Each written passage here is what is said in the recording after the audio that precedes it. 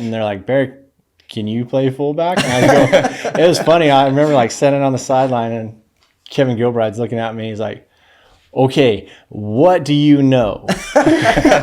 What can I call? And we're looking at his play sheet, and I go, dial it up, coach. I go, I know all of it. First down, second down. I go, I got it. I go, don't change your game plan. I go, let's roll with it. I got this.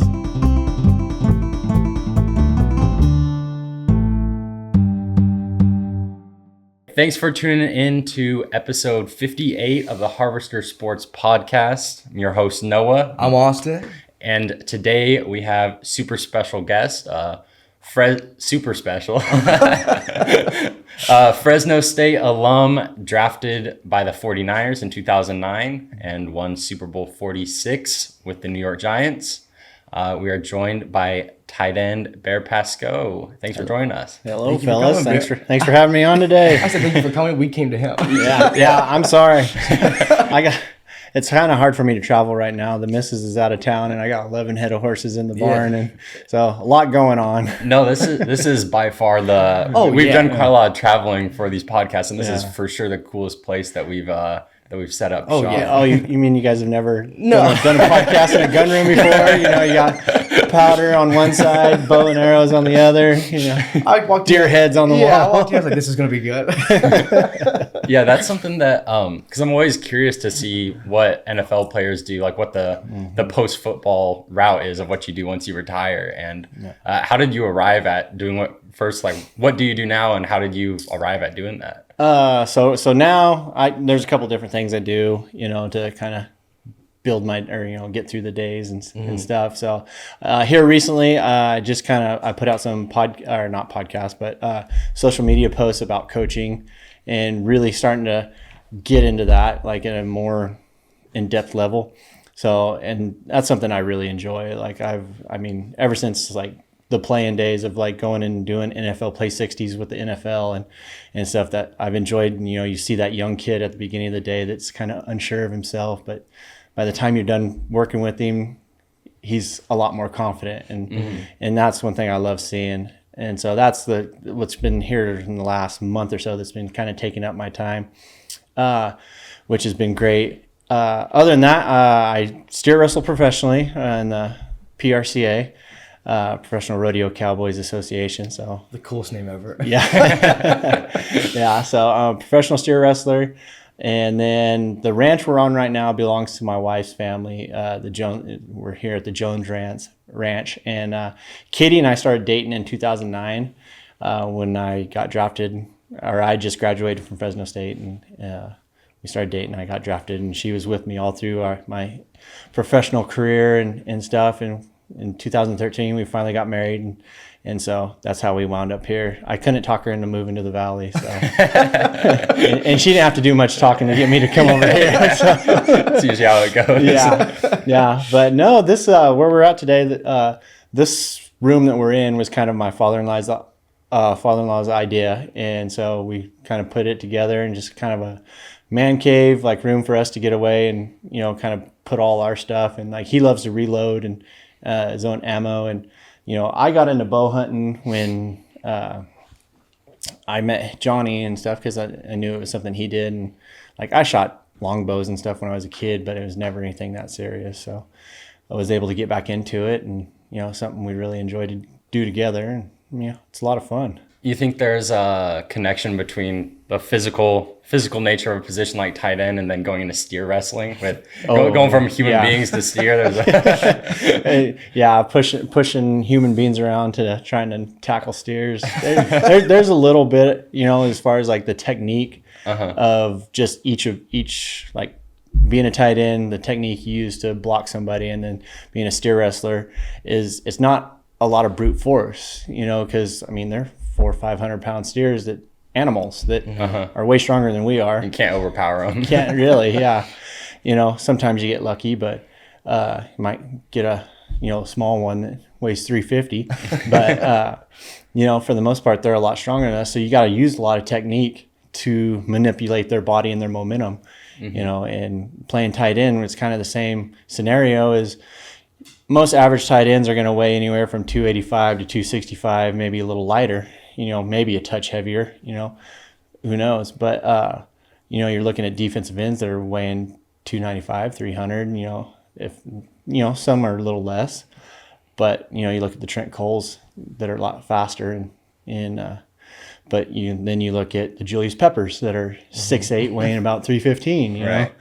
And so you got to learn how to block them, and you block each guy a little differently, but you've got to master that technique to get your job done, because if you don't, then you don't get to get back on the field. So it's like sink or swim. You better learn it, or, pray to God he doesn't make the play. Yeah, and growing up in the Valley, was football like a thing that was on your mind from like a little kid, or did that come later when you were like, well, I'm kind of big, I might need to try out? Day one. Yeah. Day one. Like some of my earliest, memories growing up as a kid is, throwing the football with my dad in the backyard and at recess at school and stuff, and you're dreaming of throwing that touchdown in the in the Super Bowl and stuff like that. And I've told it a few interviews and stuff, but like I remember sitting on the living room floor as a young kid watching the Cowboys and the Niners play, and he was like, I remember sitting there going, I want to do that. And I think from then on, it was just a mindset that like I knew that's what I was going to do. That's what I was meant to do. And I never kept it quiet or anything like that. I was very vocal about it. Growing up, I was like, I'm going to play in the NFL. I'm going to play in the NFL. And there were some people that were like, yeah, right. You're not fast enough. You're not athletic enough. Your feet are too slow. And at the time I was like, oh, I'm going to be a quarterback. And I'm going to sling it. And then I got to tight end. I found out, yeah, my feet are too slow. I think DC8 said that you got recruited as a quarterback, right? At what point did the transition happen from QB to tight end? Because that's also not the typical transition that people. It seems like QB to receiver is more frequent than QB to tight end. Yeah, there's only been a few guys that I know that have. Zach Miller, that I played with at Chicago, he did the same thing. But yeah, so I went to Fresno as a QB. Myself that year, they recruited myself and Sean Norton. And Sean was a little guy, like a little Joe Montana guy. Great athlete, but just shorter. Had a hard time seeing over the line. So they had to get him outside the pocket. I actually caught his first touchdown in the NCAA. Oh, really? Yeah, him and I connected against Hawaii. Against Hawaii the year we got our butts kicked.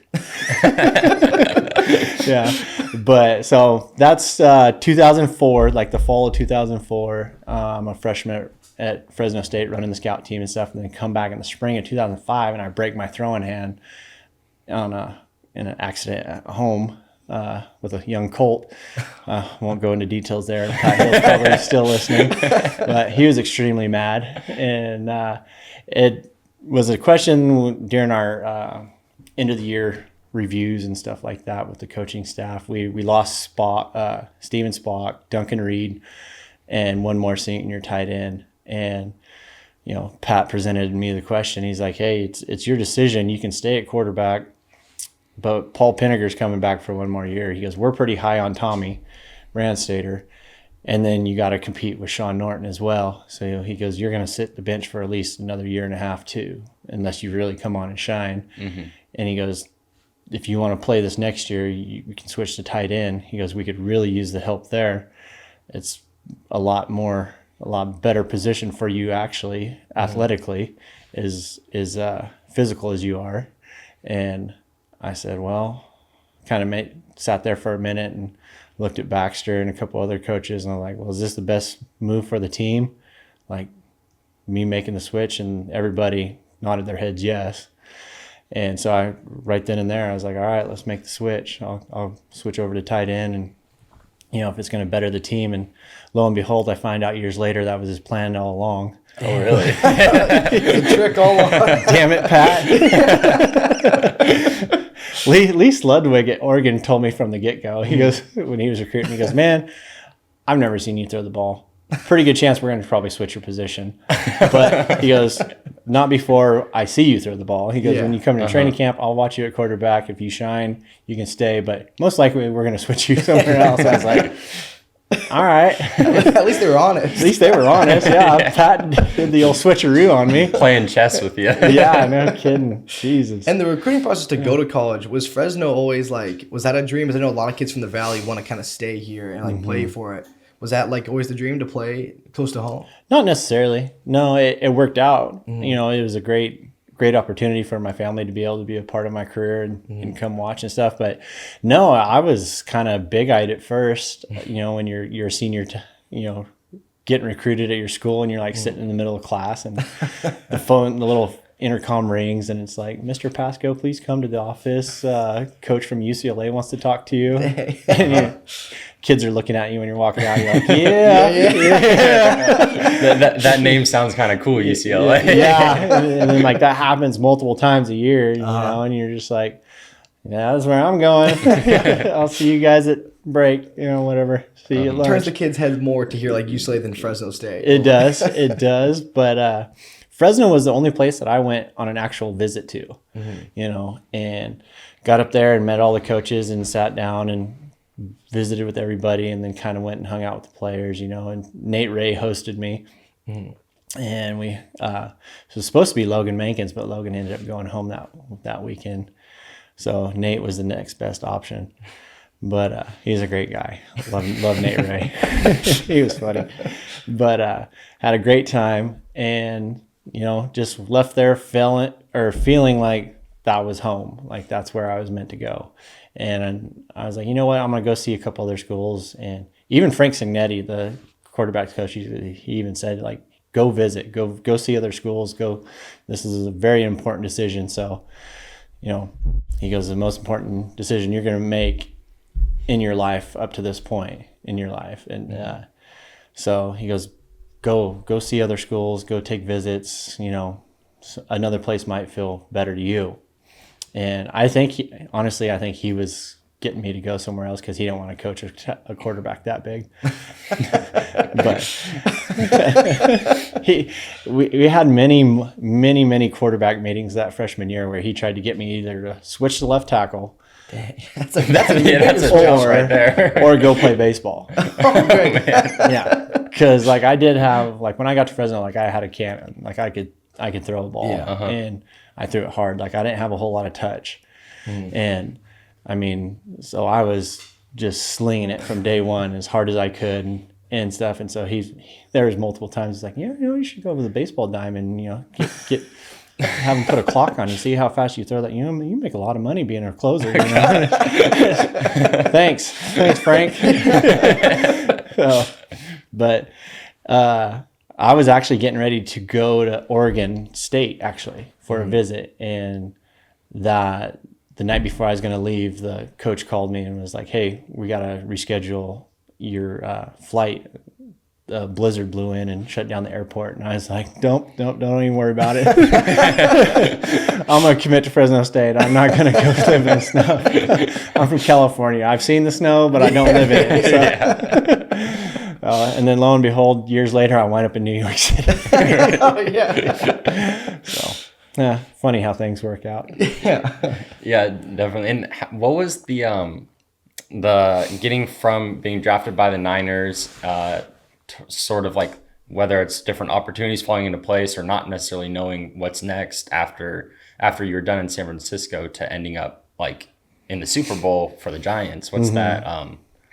Just sort of the being able to trust the process, if that makes sense. Well, it took a little while for me to actually trust the process, you know, because when I was let go from the Niners, like that was a big shock to me because like I worked my butt off up there, and it just wasn't a good fit, evidently.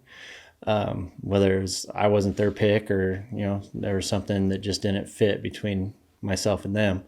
And when I left there, I was like, oh my God, I let everybody down. You know, I let my family down, you know, fans, just everybody, Katie at the time, you know. So I was kind of was like down on the whole NFL, to be honest with you, like playing. I told my agent, I go, if every team is like this, I'm done. I don't want to be a part of it. I'll go, I got enough money in my bank account. I'll go buy some head horses and go rope and be happy, you know. cowboy and stuff like that. But I got, he goes, no, he goes, we're not going to do that just yet. Okay. I said, all right. He goes, stay in Fremont, stay up there in the Bay Area, work out. He goes, I'm going to go to work. I'm going to get you some workouts by the end of the week. And sure enough, he did. So I ended up being up there for a week, flew out on like a Thursday, went to Pittsburgh, Miami, and then New York. Ended up staying in New York. And I was just like, okay, this is all right. It's a job. I'm on the practice squad. I'm getting paid to practice my butt off every day. And like we did too. Like that year, I'd spend like 8 reps playing defensive end, then I'd swap to get 2 reps off, come back, play tight end on the scout-o. Dang. Go back, go to special teams, run down on kickoff 1,400 times. Gosh. and go right back into like 9-on-7 and stuff like that. And it was just like, oh, this is unreal. But the guy that kind of turned me around was Mike Pope. He was the tight ends coach at New York at the time, and kind of a country guy. And he had some one-liners that would just floor you. And I remember we were getting ready to play Jacksonville one day, and he's starting our tight end meeting, and he's like, okay, so, I know 9 out of 10 people in China, and we don't know these guys. And I looked at Kevin Boss, and Kevin Boss looked at me, and I was like, did he just say what I think he said? He's like, yeah, just go with it. Just go with it. And he's like, his point he was getting at was like, we didn't know the Jacksonville Jaguars, right. and we needed to do our film study to have a better idea. And it's like, instead of just saying that, he's like, I know 9 out of 10 people in China. I don't know these guys. Like, all right, cool. I told Boss, I was like, I'm gonna start writing these down. Yeah, you could write a book after. We could write a book, yeah. But I guess Mike saw something in me, or he's just a great coach. But he kind of started, he'd give me crap at practice and stuff, and then he'd build me up though too. Like he was serious, but he knew how to reward me, I guess, or like kind of build me up, and never really knocked my confidence or told me I was a terrible player like I had a coach do before. Mm-hmm. And I was just like, okay. So I finally started turning around, and then Katie sent me a book called The Secret, and I gave it a try and started reading that. It was probably the last book I actually read through that wasn't a textbook or something like that, Because it was such a good book, you didn't need anything after that. Yeah, I just like got me all right, got my head right and stuff, and it was a nice, good, easy, simple words to read. No, but just the book The Secret, and with Mike Pope's kind of mentorship, it kind of turned things around, and I just started thinking positive again, and things worked out. Like kind of brought the fun back. Yeah, brought the fun. I kind of loved as a kid and stuff growing up. Exactly. Like I started hanging out with the team more, and kind of making, like, obviously I knew David. He was there at the time. Became good friends with Kevin Boss and all the tight ends and stuff, but like actually got out and started meeting more of the team, and putting in the time and enjoying the time. Like you said, like I'd get out to practice, and at the start of the year it was just like, all right, here we go again. Here's another practice. Got 3 more months of this. I'm gonna go have some fun. And then towards the end of the year, it was like, all right, here we go. It's like we'd get on scout offense, and it's like, all right, now I'm talking smack to OC and those guys across the line, and it's like, I'm gonna whip your ass, OC. Like, come on, let's go, Tuck. Show me something new, all right? So it became fun. Started having fun with it, and I think that was the main thing that really kind of swapped me around and got me headed on the right path. So, because it seems like that in the NFL, you never know like what opportunities are going to come to you, or NFL, and even when you're at Fresno State, you never know what opportunities are going to come. You just need to kind of work hard to be ready to step up when there is that opportunity, and just putting yourself in the best position for that, right? Exactly. And like opportunity is not nice. It's not going to wait for you to be ready. Like you got to be ready when it presents itself, because it's not going to wait on you. And like the perfect example was like we were getting ready to play Chicago. It was my second year, it was in 2010. And we had one fullback on the team, Madison Hedgecock, and he was a great guy, but he ended up getting hurt in the opening kickoff of the second half of the Chicago game. Well, prior to that week, like Wednesday, we're first day at practice and we're walking off the field and Pope's like, hey, Bear, you know, if you just think about it, take a look at the fullback stuff this week. And it's crazy how this worked out, dude. It was just like, I don't know if he's a fortune teller or something like that, but he goes, you know, we only got Madison. If he gets hurt or something, at least maybe you can step in at fullback and get us out of a game. And I was like, okay, we'll do. You got it, coach. And never thought in a million years this was going to happen. Lo and behold, like I did my study, you know, like I kind of shadowed Hedgecock a little bit, asked him a few questions all week long, you know, highlighted and watched film. And we get in Chicago. He pulls his hamstring in the opening kickoff in the second half and like tries to go but can't. And they're like, Bear, can you play fullback? And I go, it was funny. I remember like sitting on the sideline and Kevin Gilbride's looking at me. He's like, okay, what do you know? What can I call? And we're looking at his play sheet and I go, dial it up, coach. I go, I know all of it. First down, second down. I go, I got it. I go, don't change your game plan. I go, let's roll with it. I got this. I go, if there's something I don't know in the huddle, Eli or Brandon can tell me, you know? And sure enough, like he just rolled with it. And like I'm sure he kind of dumbed it down a little bit for me, but which I appreciate. But yeah, we got us, like that was 2010 and I ended up getting us out of that game. And then Madison tried to come back, but just couldn't get healthy in that year. And I ended up playing the rest of the year at fullback and tight end. So they're putting you everywhere. Yeah, he's the Swiss Army knife for the Giants. That was the start. That was the start of the Swiss Army knife. QB, O-line, tight end, fullback, all Left over tackle, the place. Yeah. It was unreal. It was unreal. It was like we'd go Tex and I'd split out at Z, and we'd go too tight and I'd split out at X, and then we'd go, you know, third down there towards the end of my time, and we'd go, you know, 3 wide cowboy, which was still a 2 tight end set. I was just playing I was the running back, you know, and so like they'd pull Ahmad and Brandon out, and I'd go in as the running back and pass block out of the backfield. You know, every package they could put in, he still had to remain on the field. Yeah, exactly. So it's a question of where you were, what you were going to be doing, but you were there. Him, somewhere. Eli, and the offensive line remaining there. Yeah, no kidding. Yeah, you know, and you got Jake at tight end, and then I'm everywhere else, and so that's tell everybody, I was like, I was never really a full-time starter at tight end. I was too busy playing other positions. Right. You know?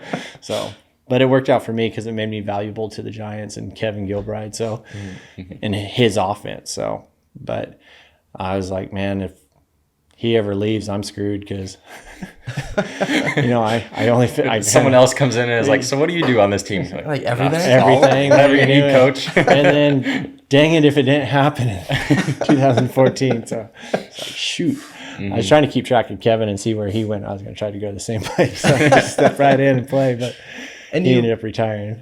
You've talked about the coaching staff, and we've heard from I've heard from my dad and other players about like Coach Coughlin, how hard he was, but also how like they all love and respect him. Was he like going into that? Was he like as crazy as he sounds? Oh yeah. Yeah. I remember bumping into him in my rookie year, like coming out of offensive install meetings, and I like turned the corner, headed to the tight end room, and like I was talking with somebody looking over my shoulder, and I just turned the corner and we bumped into each other. I go, oh shoot, sorry coach. And I go, hey, and just kind of winked at him. I go, how you doing? He goes, don't ever do that again. Just straight face. Oh gosh. Straight face. I'm like, I'm sorry, I didn't mean to bump in. He goes, no, don't you ever effing wink at me again. I'm like, yes, sir. And it just took off. And I don't know if he was serious because I just kind of put my head down and headed towards the tight end room. But like Travis Beckham was right behind me, and he's laughing as we're walking down the hallway. He goes, man, look at this boy Bear winking at coach. He goes, he didn't like that shit, did he? I was like, no, I don't think so. But you know, that was just kind of him. Like he's just very cut and dry, and you know, right is right, wrong is wrong. I don't care if you're Eli or Bear or whoever, you know, like I'm gonna treat you the same. And he expects guys to go out and perform and do their job. So yeah, you know, him and I were always on good page. Like, I think the only time he was mad at me was when I showed up to training camp, you know, like 20 pounds overweight and hadn't worked out all year long, all off season long. He asked me, he's like, what are you trying to do? Play offensive line? I go, yeah, if you guys will pay me. There you go. He basically said, are you hiring? Yeah, seriously. You're overweight. Well, I'm overweight for some positions. Yeah. For O-line, I might be underweight, so maybe I need to bulk up. Like, well, you guys told me to bulk up in the off season. Like, this is me bulked up. Like, what did you do? I go, man, I just team roped and drank beer.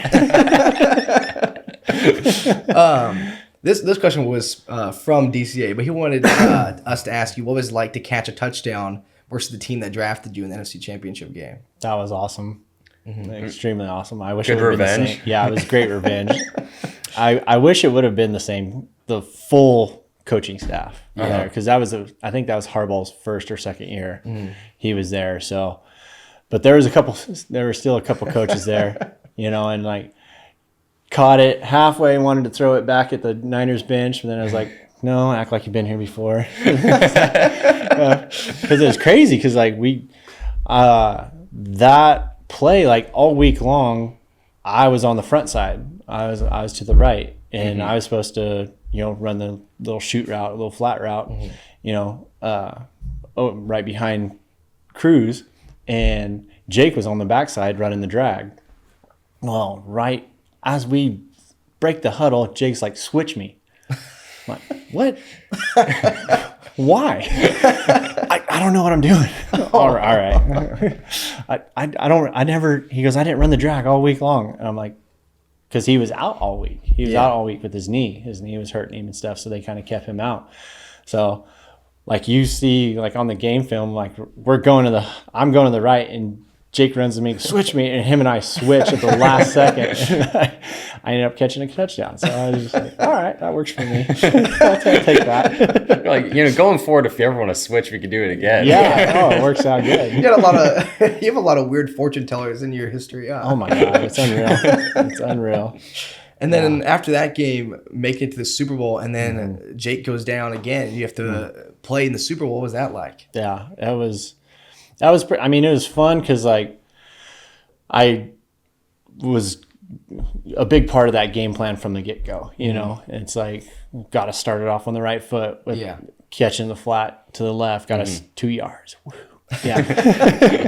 I blame that one on Eli. Come on, man. Don't make me come back for that. Yeah, hit me in stride. Get it out there.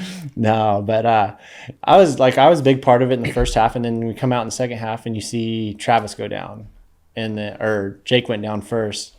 And you're like, okay, Travis, now it's just me and you. And then Travis goes down, and you're just like, oh, hell. I'm the only guy left. And it was like, okay, what do I got to do on this play? You know, if he calls this play, if we can run it out of 3 wide, most likely we're going to run it out of 3 wide, and I'll come out and they'll just go 4 wide and put a receiver in and stuff. So it's like things are going through your head and everything. And then we had other issues going on, you know, with our O-line getting hurt, and you're like, okay, kind of running different options through your head, and like just trying to stay on top of your game of like, okay, don't mess up. Don't mess up. Not at this point. Not at this point. The biggest game, Biggest game of your life. Do it right. It was funny because like when Ahmad scored, it was on it was on the scoring play. Like it was an option play. Like we could have threw it or and we could have ran it. And I got up and I was in that wing set, and because we brought in a big tight end. And I think it was James Brewer. And so we're in that flood set, and I'm in the wing, and I hear Eli go, check. And I'm like, okay, he's checking to a pass. And it was reversed. He was checking to the run. And so you see it, like, I pass set of power play, and I'm like, dang it. Go block him and just make up for it. Just go block him. It doesn't matter. We're winning this. And Ahmad ends up squirting through and scoring anyway. So it all turned out okay, which was fine. But I was just like, God, Bear, don't just act like you knew what you're doing. Run off the field, act like you knew what you're doing. I got to the sideline, and Pope kind of looked at me like he never said anything, but he's just like, yeah, it's like the recognition. Gave me that look. I'm like, I know. If you get the results, right? That's I was like, trust me, I know. All right. Did you get to have family go to the game and like watch? Yeah. That must have been. I was there for my dad. It was insane. I was young. I can't imagine what it was like for you guys after. Because it's like awesome to think about what your life could have been if like the Niners was it. Like what you would have looked at football like. You probably would have had such like a hateful mindset towards it, and then you get to New York, you get like the excitement, the love back for it, and you end up winning the Super Bowl. It's amazing. Exactly. It's awesome. Yeah, I know. I remember when we were leaving to fly out to Indianapolis, because we flew out way before like all the family and stuff did, and DC and I were sitting there waiting to get on the airplane. Story always cracks me up. And he gets a phone call from this guy. He's like, "Hey, what's up, buddy?" He's like, "Dad, Mom is freaking out." He's like, "What do you mean?" She's like, "Gracie's sick. So-and-so sick. Like all of us are sick. She's just like about to lose her mind." And he's like, "Okay." And like DC never got riled up or nothing. It was just like never showed any emotion. He's like, "Okay, all right." I'll say, "Well, hey, buddy, we're about to get on the plane, so I'm just gonna need you to step up here and like help her out. You know, just kind of don't be a nuisance or brat or anything. Like, just help your mom out, get everybody settled. It'll be fine." We made it to the Super Bowl, but that same sickness came back to haunt us for the parade. We missed the parade. Yeah, because we were sick. Oh my gosh, that was nuts.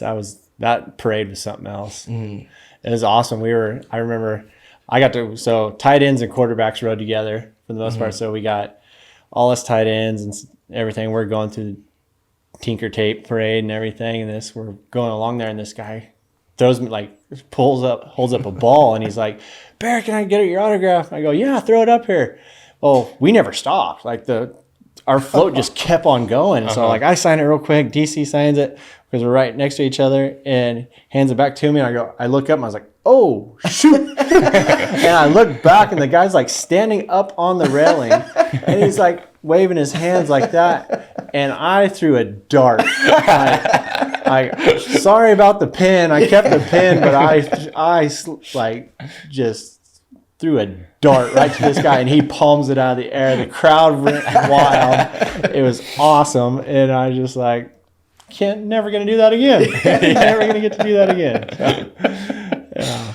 So it was got to have some pretty cool experiences there. Yeah, definitely. That's awesome. Yeah. Yeah. Throughout your career, when you were blocking, are there certain guys that you remember being like the toughest guys to line up against, guys that you did not like having to block? Yeah, there's a couple of them. Yeah.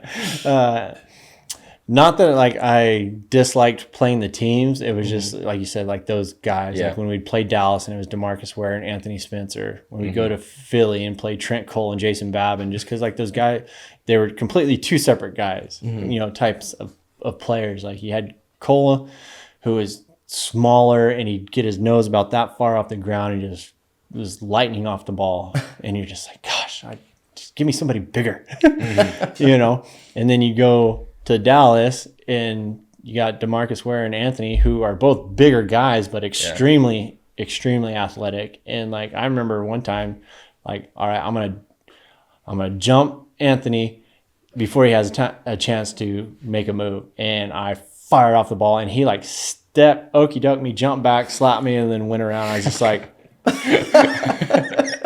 what just happened right there? You did the basketball crossover. Yeah, I was just like, where did that come from? Yeah. And you're like, and thank God it was a run play too, because we were going the other way, and it's just like got a hand on him, and didn't mess up the play too bad. But I just come off the sideline to the sideline. I'm talking to Coach Pope. I'm like, I don't know what happened right there. Like I'd never seen anything like that before. And he was like, yeah, maybe we'll just set on them a little bit more. We'll get you guys off the ball. We'll go a lot more flood set, two tight ends, give you some help. It's like, there's a point where you're just kind of like, there's nothing I could do. Like he teleported behind me basically. Yeah. It's just like, those guys are just specimens, you know, specimens. And it's just, it's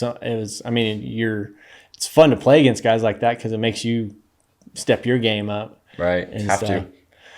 Yeah. But then you always got that, that freaking feeling in your gut going into that week going, oh, I better do good. When you're watching the tape and you're like, oh, that guy looks pretty good. Yeah. You're like, okay, I'm going to have to do my film study this week. I'm gonna have extra time on the field, working on my footwork, stuff like that. And then you got guys like James Cameron and then Julius Peppers, Jared Allen, those are all guys I got to block. And then like that, my Chicago story, I remember like playing fullback and I get into this half fullback position where I'm like still looking up, but in a good like ready stance. I look over there and there's Brian Urlacher. I'm like, oh, hey. That's a Hall of Famer. Yeah. Like, oh, you're on this team, aren't you? What's up, Brian? and it's like 23 Bob, and I got to like come down and hit him and stuff. And I'm just like, oh, he's the mic. Yeah. I'll see you in a second, buddy. You're like, okay. Don't be a bitch. Just go hit him as hard as you can. Man, I should have told coaches at Fresno I want to play QB. I didn't want to switch. Yeah. I'd never be in this situation. Yeah. Oh my gosh. And it's kind of all surreal at the same time because I was like, shoot, 2 years prior, I'm sitting in the training room getting my ankles taped, watching these guys on TV, and you're just like, and now I'm playing against them, and you're just like, oh, this is really cool, but. All right, we're gonna have a hell of a collision right here. It's like two humans should not be hitting each other this hard. Oh yeah, no, I was just like, all right, here we go. Going back to the Valley for a second, because I know like we're from the Valley, we like to support like athletes from the Valley. Would you have like any advice to give to like younger kids growing up who are like, I'm not gonna get seen because it isn't really considered like a football state, right? Would you have any advice for the kids in the Valley? Yeah, because it's not like Texas, football in Texas is life and stuff, But I think in California and especially the Central Valley, like I kind of got that same viewpoint that Pat had when he recruited me. Is like we have a lot of talent in the Valley. There's a lot of kids, a lot of great athletes, and my advice would be just work hard, work your butt off as hard as you can, and love the sport you're playing, whatever it may be. If it's basketball, baseball, tennis, whatever. You got to love it. Yeah. You got to love the sport. And I remember that, like we were talking earlier, is like playing high school football with your boys and especially like your senior year and you're like kings of campus and stuff. And you're going out winning games and stuff and just having fun, love it with everything you got and then work your butt off when you're on the field. And, I feel like if you do that, the schools will find you. Especially if you got a good high school coach, like your name's going to get put out there, and especially Fresno State. Like I feel like, a couple of years ago they kind of dropped the ball with a guy that's Josh Allen. Yep, a good guy, heck of a good player now. Yeah, but now they probably won't make that mistake again. But they won't. No, they won't. They're gonna do their due diligence and find those good athletes in the Valley and not let them get away. And it's one thing if I feel like I was kind of a unique situation because I did have the USCs and the UCLAs and knocking on my door, but I was a country kid, I was a cowboy, and granted I ended up living in New York City, but at that time when you're 18, 19 years old, you're just like, I would not get along very good down there in that concrete jungle. Right. I'm sure it's fun at times, but it just would not have sat well with me at that time in my life. So it's Fresno was the place for me from day one. And, for those young athletes, if when it feels like the same thing for them, don't be afraid to say yes. Well, and it's also kind of cool because a school like Alabama or one of these SEC, ACC schools that feels like half the league is from those schools. It's kind of cooler to be from Fresno or to go to Fresno because then you end up playing on a team with DC and it feels more special. That's all these two Fresno guys rather than a roster where it's half these people are from LSU or one of these big schools. Exactly. Yeah. It it was kind of neat because like Fresno has a reputation of putting a lot of guys in the NFL and not necessarily being drafted either. Like, yeah, we have those few guys that have gone and, you know, been drafted and stuck around and had really good careers in the NFL. But then we got a lot of guys too that work really hard, got picked up as free agents.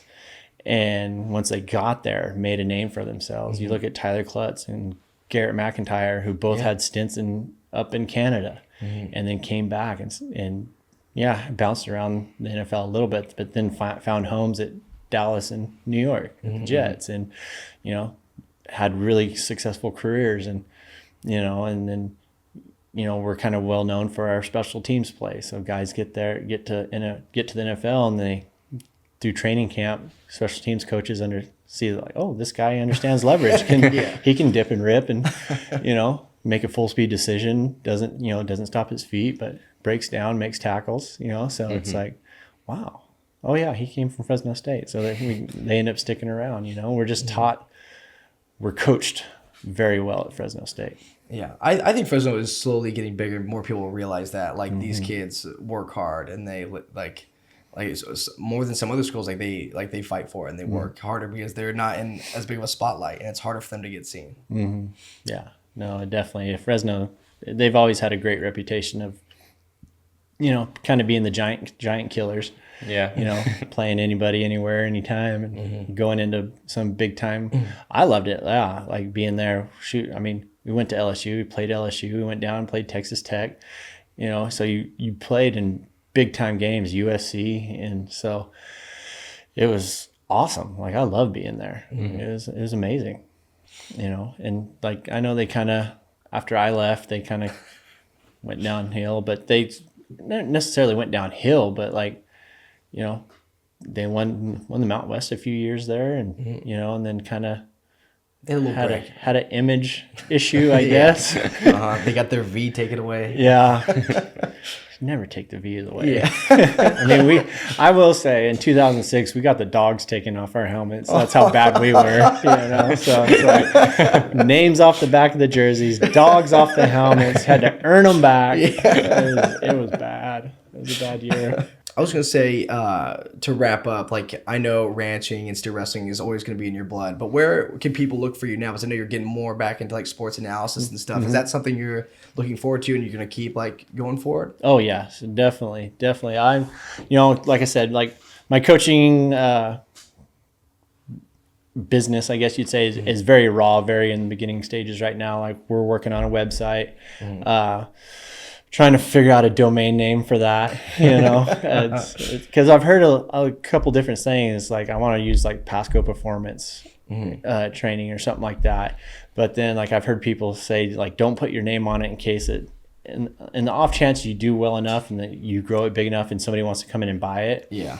Then it's tied to you. It's tied to your name, and it might not be the same for them as it was for you because of that. And so, I mean, not saying that that's going to happen for me, but if the opportunity presented itself, it'd be something that I'd definitely entertain.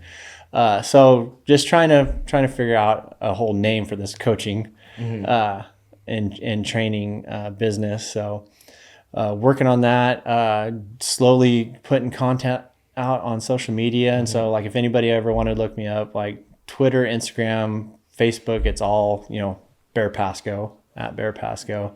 Actually, my Instagram might be, my Instagram's at Bear Pascoe, but the name on it's McKenna. That's my real name. So I don't have like a fan page on Instagram. It's just it's all one thing. Yeah. So, but yeah, they can find me on all social media portals at Bear Pascoe, and you know, I'm going to continue to put out content and coach and kind of I've told the athletes that I've had so far, you know, that I'm training, and right now it's like, hey, I'm not afraid to travel. So if you are an athlete over in the Valley, please contact me. Like, I will come to the Valley. I will come to you and train you there. He came to Bakersfield. He's helping Ty. He's coaching Ty right now. Yeah, getting him ready for Fresno. It was great too. And I enjoyed the heck out of that. Like, he's great kid. He's athletic. He's gonna do amazing in Fresno. and stuff. But it was funny because like came and worked with Ty, and then I got down there and then went and talked to a youth football team that was getting ready to play in their Super Bowl, and kind of gave them a little pep talk speech. And it's kind of one of those things where you like had a list of stuff you wanted to talk about, and you're just like talking about it, and kids are just like, oh my god, and everybody's wanting to ask questions, so you just kind of put the paper away, and you're just like, all right, let's go. Everyone trying to find the Super Bowl ring and stuff. Yeah, everybody's wanting to wear it and take pictures with it. And so I was like, all right, yeah, here, took my ring off and handed it to a little kid, and I go, listen, I'm still fast, all right? I will run you down. And I can't take credit for that line. I got that line from Jerry Rice. One of the only 2 times like I've fanned out over somebody. It was my rookie year at San Fran. We were sitting there, and me and Scott McKillop, and we're bringing it up after practice, and here walks up Jerry Rice and starts talking to us. I'm like, oh my god, dude, that's Jerry Rice. It's Jerry Rice, dude. He's like, I know, relax. All right, cool. All right, awesome. That's great. That's it. I'm good. But it's kind of stuff like that you kind of take away from the NFL now. And I remember one year at New Orleans, we're having a crossbar contest, and it's me and DC, Steve Young, and Trent Dilford. Yeah. And I'm like, got 3 Fresno State boys and a little lefty. 2 of them are in the Hall of Fame, I think. And it's just like, wow, this is awesome. Never thought I'd really be here. So it was pretty cool. That's great. Yeah, well, thanks for... thank you so much. Man, thanks for hopping on our show, for having us out here. You bet. Thank you guys. I appreciate it. Sorry we can't stay around to watch you wrestle. We got, let's see what time it is. It's only 1:36. These guys are going to be here at 2. You want to slide a few? I'm good, I think. You can get your hands on a couple of them. Yeah, that was my other question, was if you're ever going to work your way up to wrestling a bear, because intuitively that would be that would be the end goal, and then you get to keep the name if you win. Probably right before I die. Be a good way to go out. I'll do it and just let him just kill me. Be like, he got crazy and just lost his shit. Wrestled a bear. Be like the Legend of the Falls, like go out in the high country checking cattle and just, come here, boo-boo. We're going to wrestle. Yeah, that's great. Thanks, man. You bet, boys. Great. Thanks for coming and hanging out. Of course. I appreciate it.